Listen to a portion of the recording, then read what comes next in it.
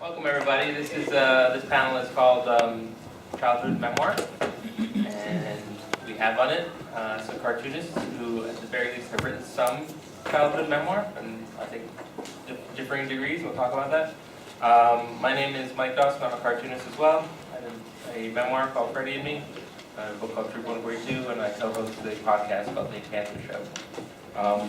Joining me, and these bios I got from like Wikipedia. Oh, cool.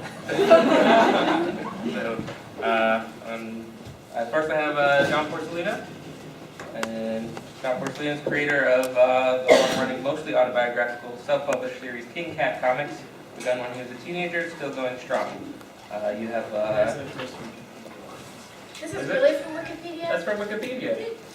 You didn't do your job very well. Is that what's wrong about Because that? we have no control over it. I wasn't a teenager. Okay, but there is autobiography. Okay, that was okay, well then I'll paraphrase the rest of it. You have your comics include Perfect Example, graphic novel. You have the Diary of a Mosquito Abatement Man, and King Cat Classics, published by Ron Forley, but you're mostly known for self-publishing King Cat mini comics relentlessly. And I didn't scroll through, but these are pages in John's comics, which we'll go back to. Mari Naomi is the author and illustrator of the graphic memoir Kiss and Tell, or Romantic Resume, ages 0 to 22. She's self-published 14 zines and counting, including 7 issues of Esther's Comics. Is that wrong? 15. Okay, well this is your website. 15 I'm reviewing here. Okay. Your work has also appeared in such publications as I Saw You, comics inspired by real-life missed connections, Cheers to Muses, contemporary works by Asian American women, and Action Girl Comics. And you regularly contribute to the Rumpus.net. Your series called Smoking Your Eyes. Okay. And then this is hard to scroll through stuff at the top. So we'll go back to them all. So, Durf is the creator of the comic strip The City, which has appeared in a number of alternative newspapers since 1990. And your graphic novel, My Friend Dama, was recently published this year, which is autobiography. Though other graphic novels, which include Trash and Punk Rock and Trailer Parks, are not autobiography. So. That's all you got? Paraphrase now. You also won the Robert F. Kennedy Journalism Award for cartooning. Congratulations. No, you wanted more attention. Okay. And also, Julia Wertz is the author of The Fart Party, Volumes 1 and 2, which were published by Atomic Books. In 2010, Julia published Drinking at the Movies, her first full-length graphic memoir. Is it? That's not really true either. I mean, but yeah, because it's not your first, because It was the third, but it was third. Okay, yeah. And I was offended. well, you should all go to your Wikipedia pages and fix these things. Your newest book, The Infinite Weight, was just published by Toyama Press, debuting here. This is all autobiography, Yes, that's all 4 of correct. these books. Okay, so I'm actually going to start off. The first question is, do you think of yourself as an autobiographical cartoonist? Any of you? Yes. Yes. No. I kind of consider myself a memoirist cartoonist, and the way I differentiate that is an autobiography. Like, I feel like that's so factual, and you have to have like all the years and all the names straight. Like, when you get an autobiography, like a memoir is you're kind of worried Just make through the stuff story. Yeah, just making shit up. I'm actually still a virgin.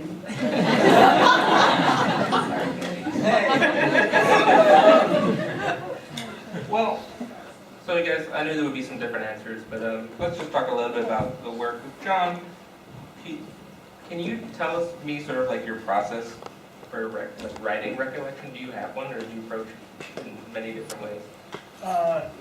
Like looking back on stuff? Yeah. Yeah, I mean, the way I write more than I draw, for sure. And I keep little notebooks where I'll come up with ideas, or I'll have some memory and write it down, or turn a phrase or whatever. And like generally, the way I will start out is I have what's called memory pages, and I'll have my notebook, and I'll think of some event or some time period or whatever, and I'll try to write out everything I remember, like whatever minute detail or important things, just like everything that I can conjure up in my memory, I'll fill up these pages, and it's just like, you know, one line things or one word things. It's just like, and of course you come up, you know, you remember something and that brings something else to the surface, and I will fill those memory pages up like that, and then, you know, it's a matter, I mean, it's a long, arduous process of then kind of whittling that down, figuring out what you want to say and how you want to say it, and there's, you know, much more left on the cutting room floor, so to speak, than ends up in the actual comic in my case. But I do try to start out, I mean, it depends, like I do a lot of very short, like 1 or 2 page comics, where, you know, I have a memory and it's fairly straightforward to sit down and write out that experience or whatever. But with the longer things that I do, that's kind of my process, is I start with everything and I whittle it down until it has some cohesive, kind of succinct, you know, or Have you accumulated like a lot of memory books then? Is that like a sort of side well, I effect? have notebooks, you know, Memory books. that for me. They're diaries, just say diaries. Dear diary. That's kind of girly. Yeah. You know, so like, when it's time, you know, those notebooks will be filled with a lot more than just this. There'll be lists of ideas or songs or dialogue or just whatever, you know, sketches and things like that. But when it's required of me to do these things, I'll do this. That's the process that it goes on. You guys probably all have different processes, right? You guys, anyone different? Oh, yeah. I mean, well, Hell yeah. the back of well, my book is memoir only because it has to be memoir. I mean, there's no other way to get around it. I mean, that was part of the story, so that's why it is. I'm not really comfortable doing memoir in the normal part of the process. And in the back of the book is 20 pages of footnotes showing all my source material, where this stuff came from. And I really actually didn't trust my own memory that much. I mean, I looked for corroboration where I could find it. And so some of it was pulled out. Of course, it was an awful long time in the rearview mirror, too. I mean, we're talking high school, so I really had to go far back. But I started with some of my own papers and drawings and then expanded from there.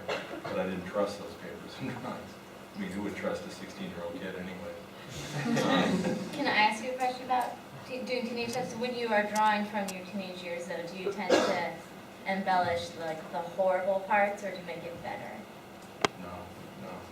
Which is My exactly what degree's, happened? I actually have my degree's in journalism, so I'm pretty, Oh, well. I'm pretty, Love no, you. no, I wasn't putting down your degree. If you in fact have a degree. I do, and it's useless. I'm just saying that I was trained to collect material a certain way.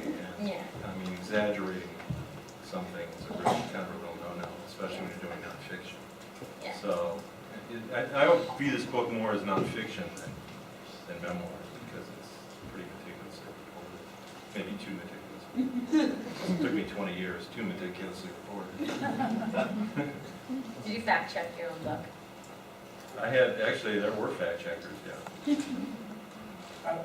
One thing I could say is like early on, like when I worked on, I did this book called Perfect Example, which was about the summer after my high school graduation, and it was the first like really longer scale story that I tried to do. And what I did at that time was actually contacted a lot of the people from that time period, which this was like 10 years on. And you know, I was trying to get like extra details. You know, I'd say, remember that night, like we all went swimming in the lake. Like, what do you remember from that night? And people would give me like certain details that I could incorporate in the book. But it was the most surprising thing was that people would, you know, I would say, you know, they had completely different recollections of the same events that we were at, you know, or they, you know, or like they would call me, they'd be like, you know what, actually that didn't happen, like, you know, this thing you're remembering actually happened a year earlier or something. And, How long were these in the rearview mirror? 10 years. Yeah. Yeah, so like, but the thing that happened then was, it kind of liberated me actually, because of necessarily feeling like I had to tell some kind of objective journalistic truth, because it really clearly made me see that like even two people in the same room during the same event are gonna have two completely different perceptions of it. And, you know, this will be horrifying to a journalist, but, you know, I felt like my responsibility was to the story, you know, and if somebody else had written about the same summer, it would be a totally different book, because they have a different perspective and different recollections, and they would focus on certain things and leave other things to Well, the that's side. valid. That's And, you know, I mean, that is kind of the way I do the autobiographical stuff now, is like, you know, it's just it's like one version of these things that happen. And I like in that book, which was a longer book, just for the sake of the story, I compressed certain things, or, you know, left out certain things. I didn't add anything, but, you know, I may have like changed the sequence of certain things. And I guess just that process of talking to people, other people, and taking notes and hearing their side of things kind of freed me up to do that. You know, it's like, well, you know, this is a true story, but it's also a story. Yeah. And so that helped. See, my experience was because I have 3 other friends that I interviewed a lot about the same experience, the same sequences, and we all tended to remember them the same way, so that's kind of interesting that yours I guess my friends were are. different. Yeah, maybe it just depends on the mix of friends. Yeah, I know. Well, it's pretty rare for everyone to have the same memory. It was latch pretty on to close, different though. things, It was yeah. pretty close. Huh. I was surprised, too. I will say my friends' memories were more close than they were diverse, but it was more just like, the thing that was really striking was that like certain people completely were like, yeah, I remember that, but that's not the important thing about that night. The important thing about that night was like this, and I'd be like, I don't even know what that happened. Well, yeah, you know, so, I mean, there were certain cases where they're like, you're just wrong, that didn't happen, or whatever. But most of it, you know, it was just in the details of it, you know. Well, it's sort of, Which I incorporated a lot of their details. There's stuff in the book, for example, that I don't actually remember, but I believe that it Okay. actually happened. is this something you relate to? Because you were talking a little bit about the sort of how you felt about memoir. Well, my process has changed a little bit since I wrote Kiss and Tell. It took me about 8 years to write that book, and when I started, that's when I started having a lot of free time on the internet, and so I started like hunting people down, and I think that's when Friendster was around, and so I contact these people and say, hey, you know, remember that time, and writing a story about this, and like I was a lot more fact-checking about things, but I found a similar thing to John, where a lot of opinions about what happened were different, and which was great because it helped me remember, like spark my memory about stuff and give me a different perspective. Lately, for the comics that I've been doing on the Rumpus, I'm kind of trusting my own intuition more. I never add events that didn't happen or anything. Like I'm not making stuff up, but I will, you know, if there's 3 people at a party and they're all like saying the same thing, I'll just turn it into one person because it's a lot easier to follow, just visually, especially if I'm making, you know, a year event and turning it into 5 pages. It's just very confusing to the reader to have to remember all these different people and like. And you don't want to draw a crowd scene, because that's the worst. I know. It's Not like we're all on bicycles. Yeah. What about you, Julia? Yeah, I have a weird story about facts being incorrect. Actually, I started checking with my mom on all my childhood stuff because and I've only found this to be true one time in my memory, where I had this memory of, we had a kitten who was really sick, and it got rabies, and it was in the back of the berry bushes, and the only way to put it down was my brother had to shoot it. And in my memory over the years, I had dreamt about that situation so many times, and also when it happened, I was on drugs, and I did a lot of drugs in high school. Okay. So those two things combined in my memory made it that I did it. And so I would tell people, like, as the story, I would be like, yeah, so I had to put the kitten down. Okay. And then I checked with my family, and they were like, no, you were, like, crying in the corner. It had nothing to do with the actual part of it, but, like, I just had so many dreams about it that I got mixed up about what was reality. And Well, so what was happened in not. terms of the storytelling? Did you put that into comics? No, I had just been thinking about, like, incorporating into it, but then when I checked, my mom was like, no, that's not what happened at all, then I left it out. Okay. But now I check just because I'm a little bit nervous about certain things that, you know, I'm not quite sure are correct. Okay. And on the other hand, I do want to say, like, and I can say this because my mom will never hear me say this, but like, you know, I will ask my mom about certain things like this, she's like, oh, no, that didn't happen, and yeah, they have. You know. I got that too. I did a short story about, and it's actually about these bunny rabbits that died and got eaten by the snake. And my mom, it published on the Rumpus, and my mom said, that's not how it happened. I was like, oh shit, really? And she said, well, first of all, I didn't have a gun. I kind of remember the gunshot. And the snake didn't eat the bunnies. That was different. I'm like, God, I'm so certain it was. And she said, no, they all died one by one because we weren't taking care of them properly. But I'm How like, much better? I don't remember ever seeing any dead bunnies. Moms aren't always right. Yeah, there you go. That's true. They are Pay crazy. for that statement. I don't know what the truth is like anymore. Well, that's sort of a broad question, is, like, as writers, Derp I know is a little different in that, you know, there's an external sort of amount of truth you probably have to live up to because it's based in, you know, very high profile, real I life like how events. you qualify that with the word probably. Well, but for those of you who are not writing about, like, you know, things in the news so much, like, is it a personal standard to seek for things that are true? Like, what is the thing that makes you decide to, like, to attempt to go for that? Like, why is it important to you? I just think if you're doing autobio, it's very important to present the most accurate depiction, because anyone could add flourishes or flights of fancy that make themselves look better. But I think a good autobiography doesn't embellish that kind of stuff and just shows the actual truth of what happened, and that's when you get like ugly parts about things that I think are So do important. you personally feel like that in writing autobiography, like you're sort of getting at something that would sort of not be there if you were writing fictional stories that sort of where similar things happen? Yeah, I mean, I think it's probably harder to write a fictional character that is has very unattractive character qualities without veering too far, or without trying to redeem them somehow at the end. Because when you're writing, you know, for a fake character, you kind of try to make them very well-rounded, but people aren't well-rounded in real life. So I think it's a lot. It's trickier to do autobio in that sense, but it's more like real people. That said, I do make myself a little bit more clever in the comic. Like if I thought of a punchline, like 5 seconds later on the way home or something, you know. You might award it to the Yes, character. I might. You probably said that. Yeah, I was like, I would have said that if I had been present. What about that question about like the importance of truth to you as a I mean, for me, like, as an artist in general, even before I was focusing on comics,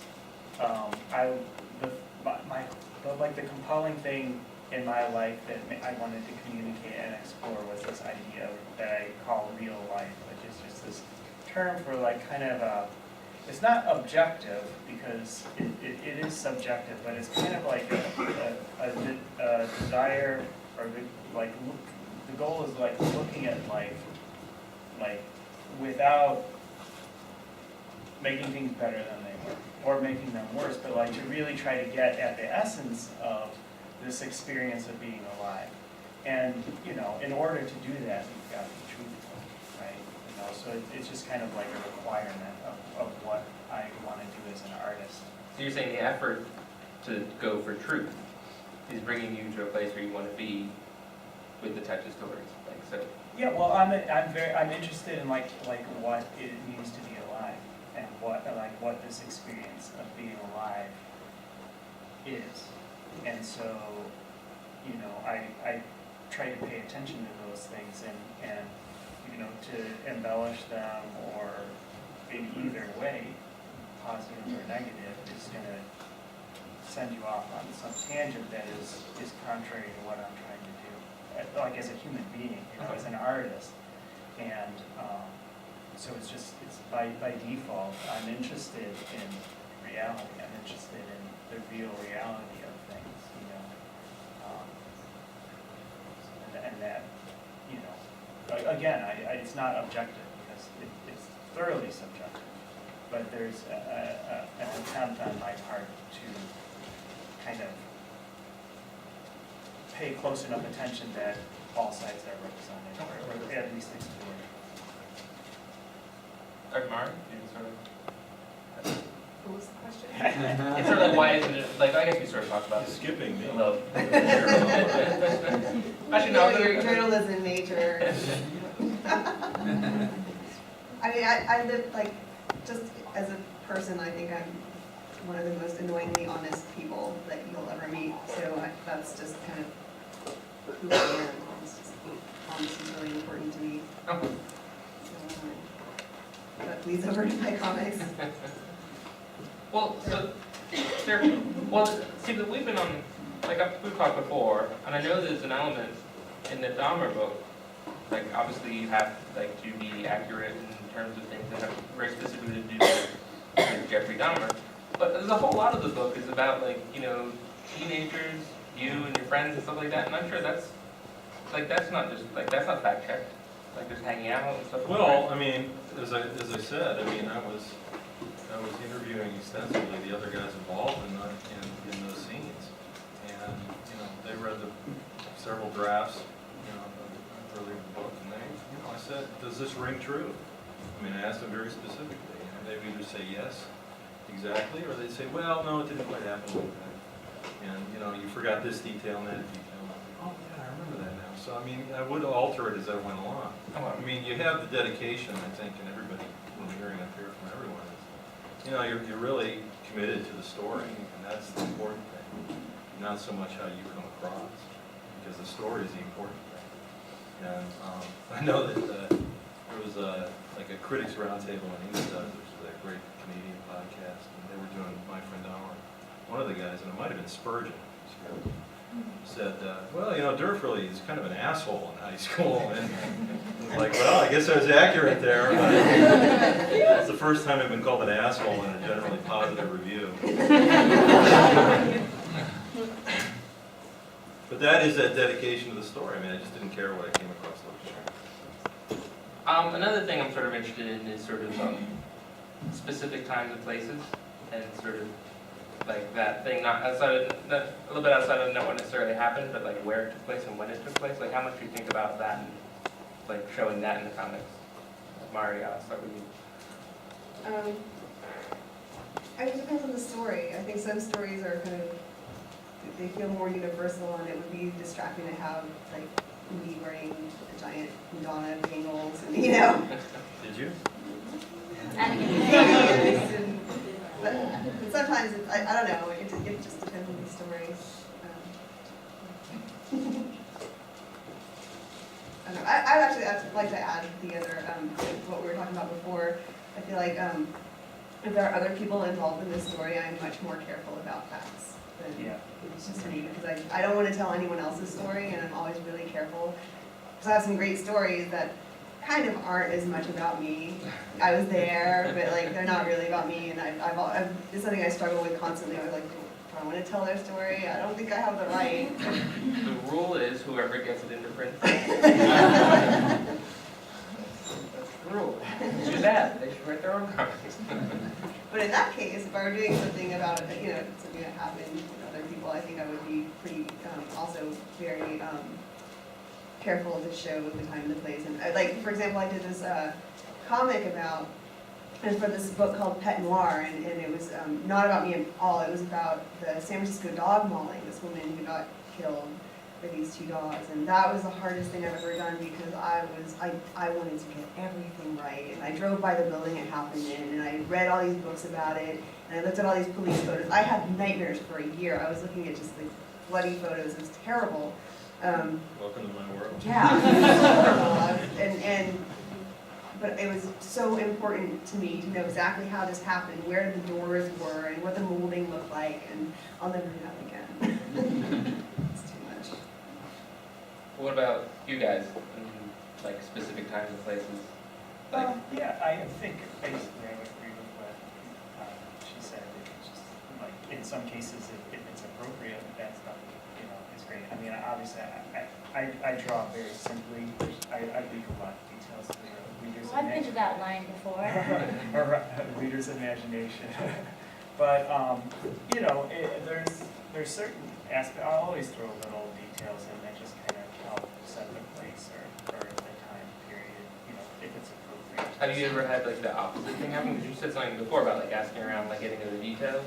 And I could see the inclination to want to include that stuff, so it feels super like authentic to like a place, but maybe some of the stuff is like not relevant to the story. Have you ever? Yeah, I mean, my whole thing is like, if it's not really relevant, I mean, there's, I'll like, for instance, in perfect example, there's like, I added a few things that like friends of mine mentioned that weren't like super relevant to my story, but, I think they just kind of gave it a little bit of flavor here and there, but it's not really my focus. I'm mostly focused on like chopping away the parts that are not relevant. I mean, but I also work mostly in very short, succinct, compact stories where, I'm not trying to tell some broad epic, where those details add a little bit of spice or nuance. But usually my comics are more focused on very specific experiences or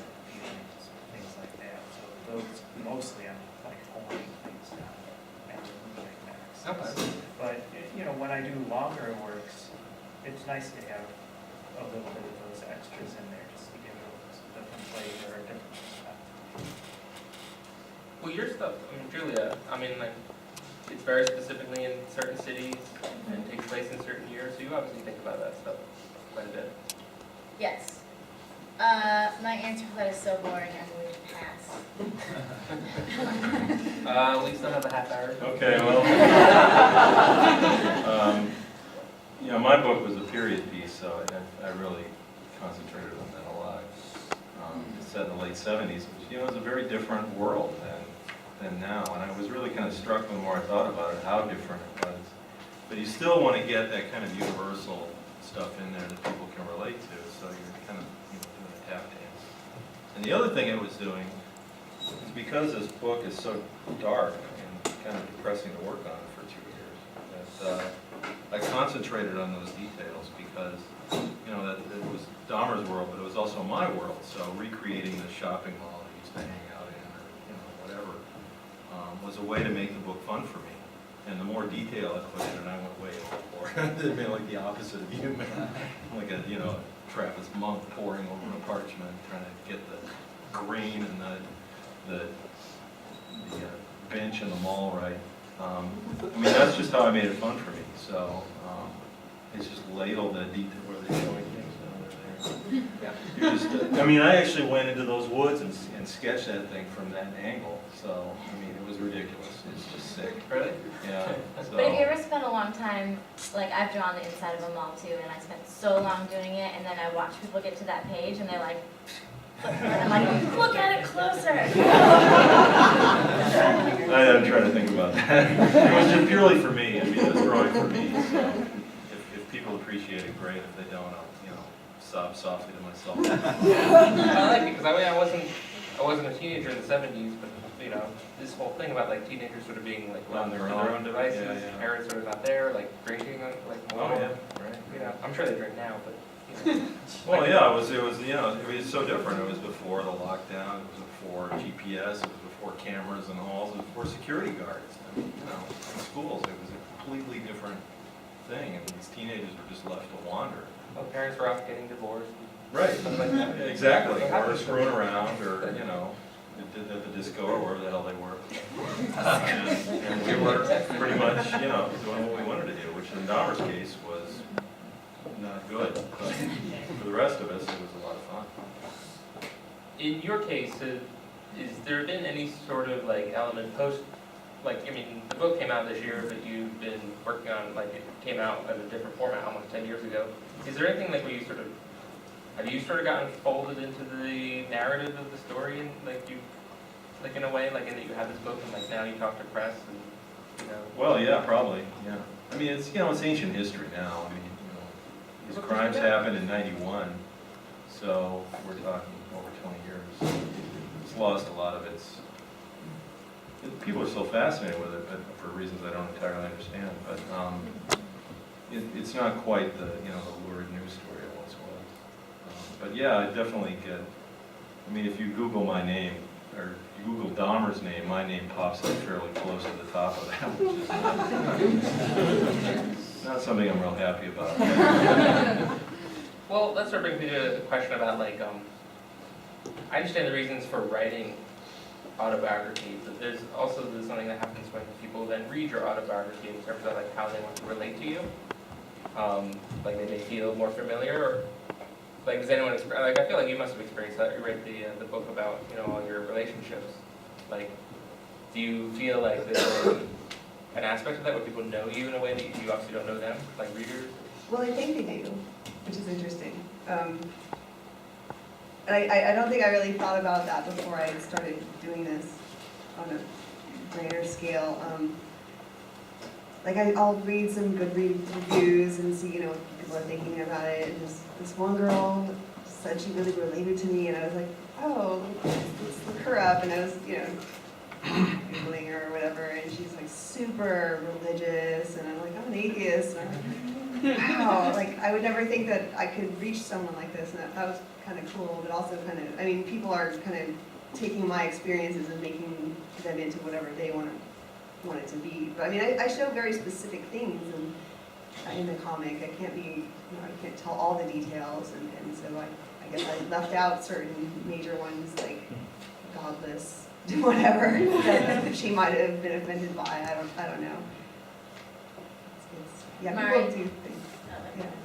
Have you ever looked up someone who was like, oh, I'm just like this person, and then you look them up and they're the worst? Yeah.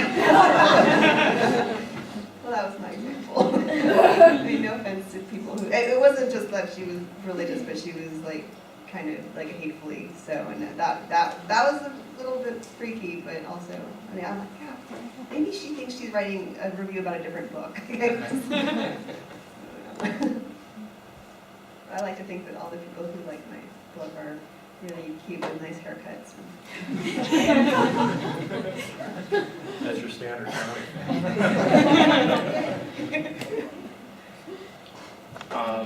Did anyone else like you ever have that sort of thing in terms of a reader? Sure, I mean, I think it happens to all people who talk background and stuff. And I mean, to a certain extent, it's true that your readers do know more about your life than, other writers or whatever. But, it's just important. There's so much that's left out, and whether intentionally or just by chance,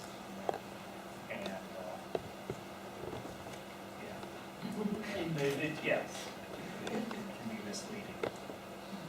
I get emails sometimes from people who, like people I don't know, never met, and they've read my book, and it's kind of sweet, but it's also kind of freaks me out sometimes, where they just pour their hearts out to me, and they start talking about like, oh, no one knows that I'm bisexual and that I cheat on my wife, and this, and I'm like, oh, why are you telling me this? Why are we talking about that? I mean, on one hand, I appreciate it, but it kind of comes out of left field, But I mean, but then I feel that way about when I read certain things, like when my favorite authors, I feel like I know them, even though obviously I don't. But so if or when I meet them, I'm like, hey, and I just want to give them a hug, which probably freaks them out.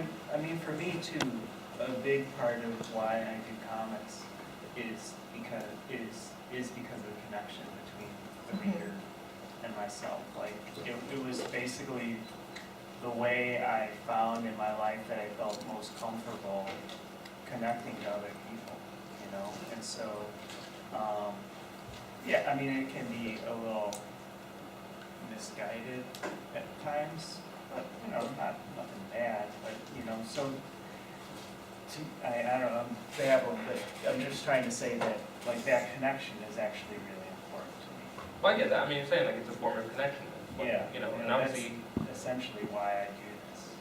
like I was sitting in the audience, the publishing panel which you were on, and they were talking about how you've been doing it since the late 80s, which I knew, but then I was just thinking about it, like, that's a lot of time to cover. Like, to have been covering, like, you know, material that's like, you're coming up on, is it 30 years? 25 years? 25 years? Like, and so obviously, it's not just, oh, here's a story, one autobiography story, I'm gonna move on from it, like, it's obviously an ongoing thing. Like, so you're not done or anything yet, right? I hope not. I agree with what John said. I think that it's easy to make fun of people sort of who think that they know you, but like you said, the reason It for doesn't like doing- bother me or upset me or anything, it's natural, I I'm happy But the anybody reason for responds. but the reason for doing this sort of stuff is so you can connect with other people, especially if you're not very good at doing it with your mouth. You can, put it on paper. And when I do get emails from people that are like, oh, I really related to this and I went through something similar, that is more important to me than someone being like, this person illustrated something well, or something that's kind of fleeting and passing and too personal. If someone says your art's good, they're complimenting just a skill you have. But if someone can actually relate to the material in your book, and if there's plenty of books that I've read that have not changed my life, but have really had a profound impact on them, and like, for lack of a better phrase, I just felt less alone reading it and knowing someone was also in that situation. So if I hear that someone did that with my work, that's like the best possible outcome of putting something into the world, I guess. I guess and also with your books, because like with each one it feels like you get a little deeper, and like is it sort of like, what does it do for you? Like, is it, I guess what you're saying, like, it actually is a good way to like. Yeah, connect with just people? sort of, yeah, and But like, does each book sort of help push you a little further? Like, yeah, I use my books a little bit as therapy, where I'm like able to trace bad behavior patterns by documenting them and being like, oh, I did not handle this well. Yes. The end. I'm curious, like, what compelled you to write this story? What compelled me to write it? Yeah. Dropped from the sky and fell in my lap. I mean, how could I not write it? A first-person account of growing up with the most depraved serial killer since Jack the Ripper. I mean, that's a good story by any definition.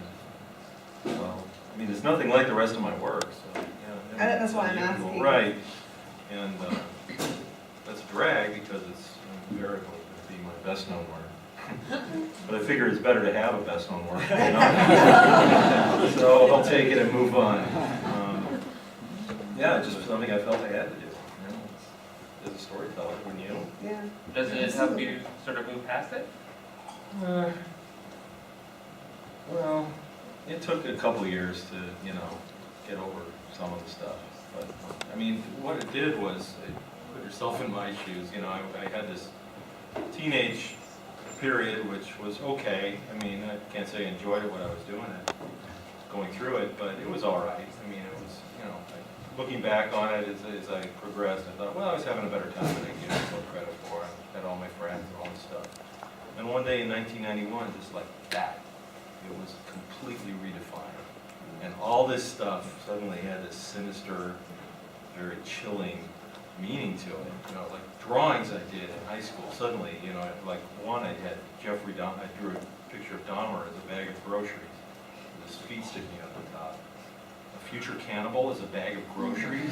I mean, how, and a day before I'd look at that drawing and go, yeah, that's kind of funny, but now I'm like, holy shit. That's for sure. It just, everything was like that, my entire past. And, that took a little kind of time to deal with. But now I almost look at it as two different things. I'm able to separate it.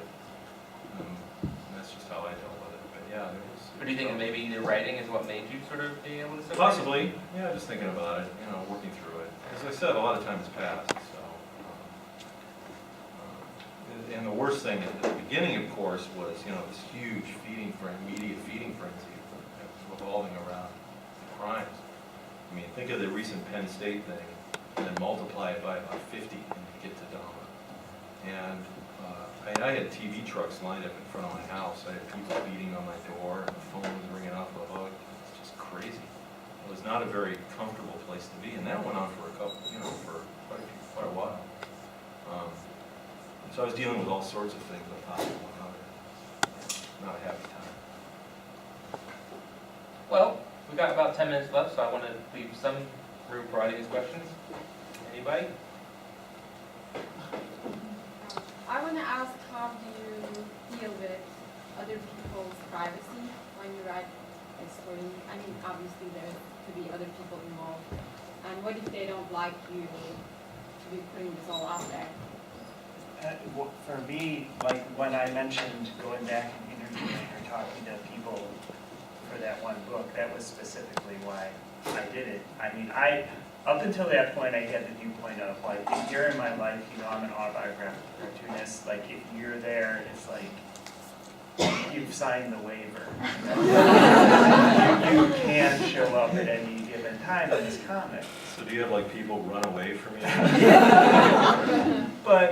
And this was a story where, like, there were some things between friends of mine, and there were interpersonal relationships that, where I felt like, maybe these people don't particularly like it. And so my original impetus for contacting them was just to say, look, I'm doing a story about this summer, you're in it.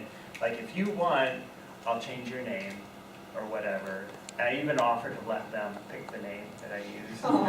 But everybody said, go ahead and use my name, that's fine. And it just in the course of talking to them, that's when I started hearing, these different viewpoints and things that were very helpful to me. I mean, I'm very aware at this point that not everybody wants to be a comic book character. And I mean, and I'm also, like, I'm not a cartoonist. My purpose of being a cartoonist is not to, like, assassinate people's characters or to use it as some sort of revenge or things like that. So, I mean, generally, it doesn't come up so much. I mean, there's stories that I have in my notebook that I would like to draw someday where there's going to be some squishiness there. But, I'll deal with it at that point. But I mean, I very much am aware of it. And frankly, I think that's part of what I'm doing, like I mentioned before, is like, I want to understand these other viewpoints.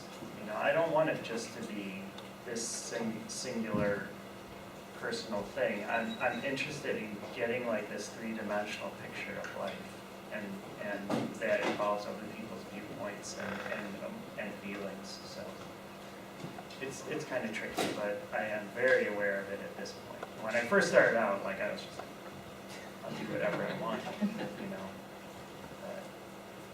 Julie, you once were telling me that there was some interest in television recently, and you actually turned it down, and that had to do with this very thing of like letting other people's stories go out of your hands. Yeah, just the short version of those stories, I was offered a TV show based on my books, which is about my life, and I realized in the long run that they would be telling the story of not only my life, but my brother's life, which is very complicated in my books, and my mom's life. And I realized, like Mari said, some stories are not for you to tell, and they're not your story, and to let them all of a sudden, maybe they shouldn't even be in my hands, and then to all of a sudden have them in other people's hands. Television It was a producers little bit, do that. yeah, the worst people's hands. But I'm very careful with who I put in the comics or how I portray them. And in the last, is this being recorded? Are you recording? Okay, I can't tell that story then. It was going to be the best story you guys have ever heard. I can Turn it off. Yeah, but it's about, sometimes you do have to protect people and not put the story in even though it would be a good story. Ultimately, the people are more, they're much more important than your zine. Yeah, real life trumps, real human relationships are important. I took the option and took the check. Was there another question? I was wondering if any of you had any experience with perhaps inadvertently revealing more about yourself than you intended to your reader, or perhaps even revealing something you weren't aware of yourself at the time you made it. When I was doing my book, I was kind of hoping to do that. actually, 'cause, well, when I started writing the book, I just started writing these stories about all these different relationships. I was like my relationships were getting shorter and shorter, and I did not know why. I was terrible at relationships, and I'm like, well, what's going on with me? And so I kind of had this idea that if I put it all on paper, like maybe someone else will read it and let me know what I'm doing wrong. And I think just by writing it, I kind of got over that and I figured out. But still, like people do point out things every once in a while, like wow, or like in reviews, they'll be like, well, she was really this or that. And I was like, oh, was I? But I mean, I take it with a grain of salt because I'm like, well, I don't show all the details, so you know. And like one person gave me a review saying, God, she's so mean to all these people, and you know, she seems like a really mean person. But when I was writing it, I'm like, God, I was so mean. I hate that I was so mean. Like that's not who I am. So you know, when I'm writing about when I'm 12 and I'm laughing at my friend because she was humiliated, like I wouldn't do that now. So you can't really, you know, judge me by that anymore. I will say the internet knew that I had an alcohol problem years before I did. So yes. I want to get some more questions. I'm curious how conscious you are of the visual level as you're crafting the style, the page design, or whatever.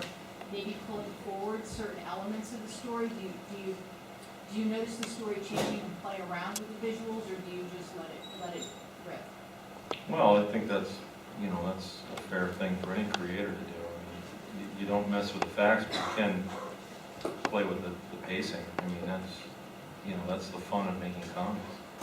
It was pretty clear in my head when I started to block it in, but yeah, you do fiddle with it, sure. I mean, I probably spent way too long drawing it. But yeah, that was something I was very much thinking about.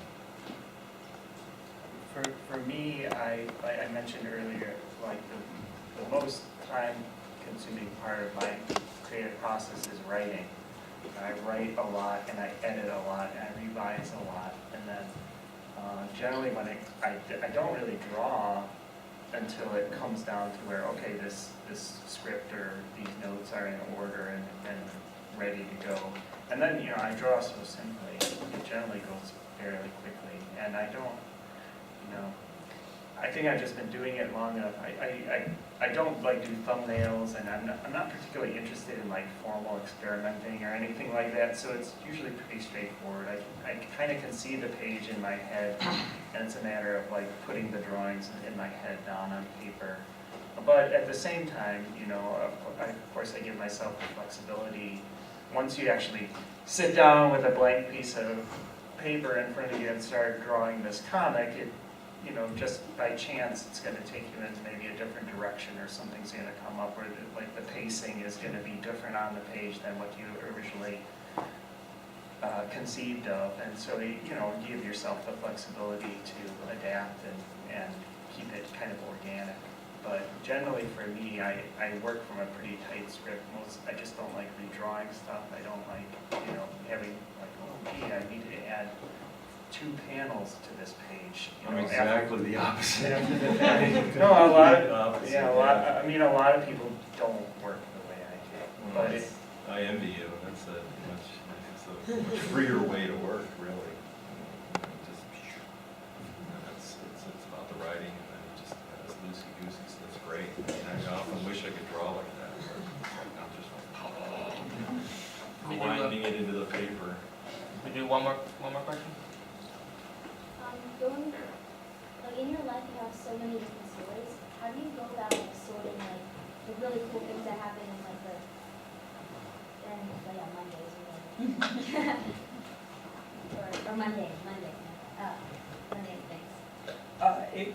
For me, it's kind of unpredictable, and I can't say that there's any rhyme or reason to it. You know, I like I said, I keep notebooks where I'll have ideas, and I mean, I very often will go back to those notebooks, and like something that I wrote down 3 years ago that just didn't go anywhere, didn't seem like, you know, anything worth pursuing more than what I had. All of a sudden, it'll seem really compelling to me, or like, you know, a lot of what I do is I do a lot of ruminating. Like that's a lot of my process. It's just like even when I'm not drawing or writing, like, all this stuff is being processed in my head. And for some reason, like a perfect example, which I keep referring to, but that stuff happened in the summer of 1986, and in the fall of 1986, I sat down, I was like, this would make a great story, and I like tried to work on it and figure it out, and it took 10 years of like false starts and giving up on it for a year or two, and so it just, you can't really tell. It's like the thing has its own time frame that I try to respect, and also like, because like my friends know that I'm autobiographical cartoonist, when we're out doing things, a lot of them, like something will happen, they'll kind of look at me like, hey, this would make a great comic, wouldn't it, And sometimes they're right, but sometimes it's like, I don't think so. But it doesn't make any sense, it's just, and for me as an artist, I've also always been I try to rely on like the spirit of things and allowing things to take their natural course. And so, if the feeling is there, then it works. But if it doesn't, it doesn't. And like I said, maybe 3 years later, the feeling's there, and all of a sudden, this old story makes sense to put down on paper. But I try not to force things. Well, there's no formula. And you have to. There is a certain talent level there too. The people sitting around me here are all pretty gifted storytellers. It's just a natural talent that you guys have, and that comes to the fore. It's not something you can really teach. Either you have it or you don't. You can learn how to perfect it, but there is a certain basic talent there to tell stories that you either have it or you don't. I was like, sorry. No, you go first. Oh, Ladies first. I like what you're saying about stories having a life of their own, because I've recently really found that too. I've been picking up this story that I started in 1995, and I just finished it on like 2 days, the day before I left to come here, and like, that's a long freaking time. It's not a very long comic, but for years I just keep picking it up and saying, this is a great story, and then I write it and it's crap, and then I pick it up later, this is a great story, and it might still be crap. I'll see it. You gain different perspectives, Yeah. and you can see the story from a different angle, or somehow it just clicks at a certain point. That's cool when it happens, but it's not something you can necessarily make happen. Yeah, you Well, can't my force friend it. Dahmer took 20 years, so through like several different incarnations, which is just nuts. And so yeah, it does, and it did get progressively better. So. You gotta have perspective before you tell a story, is the problem. Well, some stories are good immediately, I think, and then sometimes it's really good to sit on one, like you said, like in the Infinite Weight, the book I'm dealing with now. I'm working on a story. The main story is about being diagnosed with systemic lupus, and that was 10 years ago, and I needed the time to sort of sit on it. But I also decided to do that story because I was told it was a bad idea by big publishers. They were like, "Oh, it won't be mass marketable, a story about lupus," like despite the millions of people have it. And so I was like, you can't tell me what to do. So then I did it out of defiance. So that's how I did that one. That's so cool. My next book is out of defiance too. Yeah, right? Yeah, fuck it. Do you want it?